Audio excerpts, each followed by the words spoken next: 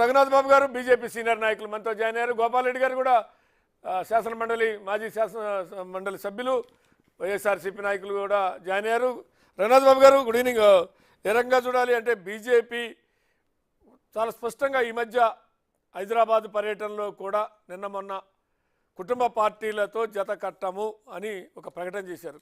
అంటే అది కాంగ్రెస్కా లేదు ప్రాంతీయ పార్టీలుగా లేదు ఎట్లా అర్థం చేసుకోవాలి? అంటే కొద్దిగా సడలింపు రాజ్యాంగ సడలింపులాగా ఏదన్నా సవరణలు ఏమన్నా బీజేపీ కూడా సడలింపు ఏమైనా ఇచ్చిందా? శ్రీనివాస్ గారు, మీకు లక్ష్మణ్ గారికి గోపాల్ రెడ్డి గారికి అందరికీ కూడా నమస్కారం. ఇప్పుడు జనరల్గా ఈ వారసత్వ రాజకీయాలని దేంటి మేము సమర్థించం, దీనిలో జతకట్టం. సరే ఈ క్షణానికి పొత్తు ఇంకా అవ్వలేదు, అవుతుంది అని మనం మాట్లాడుకుందాం కాసేపు. అవలేదని ఇప్పుడు మాట్లాడుకోవద్దులే, కానీ సరే అవుతుంది అని మాట్లాడుకున్నప్పుడు అట్లా ఆ మాటకొస్తే ఇప్పుడు జేడీఎస్ మనం దేవగౌడ కర్ణాటకలో కావచ్చు ప్రధానంగా అది కూడా అది పార్టీ అనుకుంటే, ఎందుకంటే తండ్రి నుంచి కొడుకు వారసత్వం వచ్చింది కదా. అట్లాగే చరణ్ సింగ్ ఆర్ఎల్డి అనుకుంటే కూడా చరణ్ సింగ్ నుంచి చెప్పుకోవాలంటే అంతే కదా అది. కాబట్టి సరే కొన్ని ఒక్కోసారి పొలిటికల్ అవసరాలు దాన్ని బట్టి ఉంటాయి.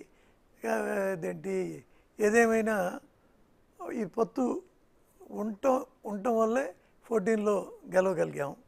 ఈ పొత్తులు లేకపోవడం వల్లే తర్వాత ఓడిపోయాం 19లో ఘోరంగా.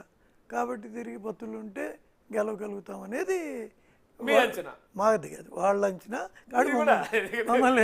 మమ్మల్ని కూడా అంటే సీట్లు రావాలంటే ఎవరో ఒకరితో కలిసి అయితే పోటీ చేయాలి. ఇప్పుడు 300 చిల్లర వచ్చినాయి, రేపు అంతకన్నా ఎక్కువ దానికి కన్నా ఇంకా ఎక్కువ వస్తాయి అనేది మా ఎక్స్పెక్టేషన్. సరే అంతే వేసుకున్నా, దానిలో 2-3 సీట్లు ఇట్ డజంట్ మ్యాటర్ మచ్. పైగా చాలామంది మీడియా మీరు అందరూ ఒక మాట అంటుంటారు, ఆంధ్రాలో 25 మీయే కదా అని. అది కాదని మీరు కూడా అనరు. కాబట్టి ముఖ్యమైన బిల్లులు వచ్చినప్పుడు, క్రిటికల్ బిల్లు వచ్చినప్పుడు, అది దేశ ప్రయోజనాల దృష్టి అవ్వచ్చు, ఇంకొక కారణం అవ్వచ్చు, మాకైతే మద్దతు ఇస్తున్నటువంటి మాట వాస్తవం. అంటే ఇప్పుడు ఇండియా గ్రూప్ ఒకటి, ఈ ఎన్డీఏ గ్రూప్ ఒకటి. ఇండియాలో లేకపోయినా మద్దతు ఇచ్చే గ్రూప్ ఒకటి ఇండియాలో లేకుండా, అంటే non BJP, non NDA, non India ఎవరెవరు ఉన్నారు? జగన్ ఉన్నాడు, బాబు ఉన్నాడు, ఇక్కడ బీఆర్ఎస్, అక్కడ బీజేడీ. వాళ్ళ బీజేడీ కూడా దాదాపు పొత్తు ఖరారు అవుతుందని అంటున్నారు. అది కూడా సరే అవ్వకపోయినా అంటే ఒకటేంటంటే మేము కూడా కొంత ఆ మధ్య కొన్ని పార్టీలు దూరం అవటం, అందుకని ఎన్డీఏ అదే ఇతర పార్టీలు తగ్గటం, అందుకని కొద్దిగా బ్రాడ్ బేస్ చేసుకునే ఆలోచన ఉన్నట్టుగా నాకు అనిపిస్తా.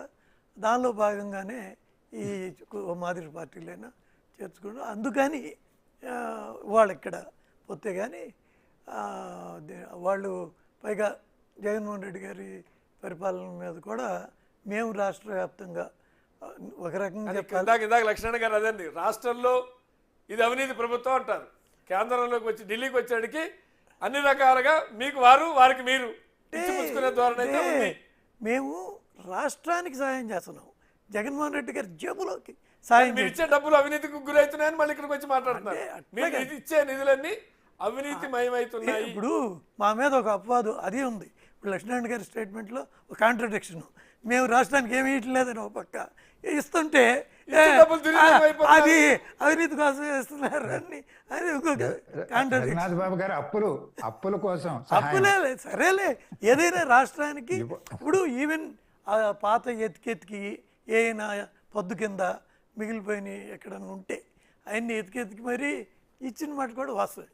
మన నిర్మలా సీతారామన్ గారు ఆ విషయంలో ఇది రాష్ట్రానికి ప్రయోజనాల కోసం, సో రాష్ట్ర ప్రయోజనాలు మాకు ముఖ్యమే కాబట్టి ఇవ్వడం జరిగింది. అప్పులు కూడా అది సద్వినియోగం కోసం ఇస్తాం, కానీ అది నష్టం చేయాలని అయితే ఇవ్వం కదా.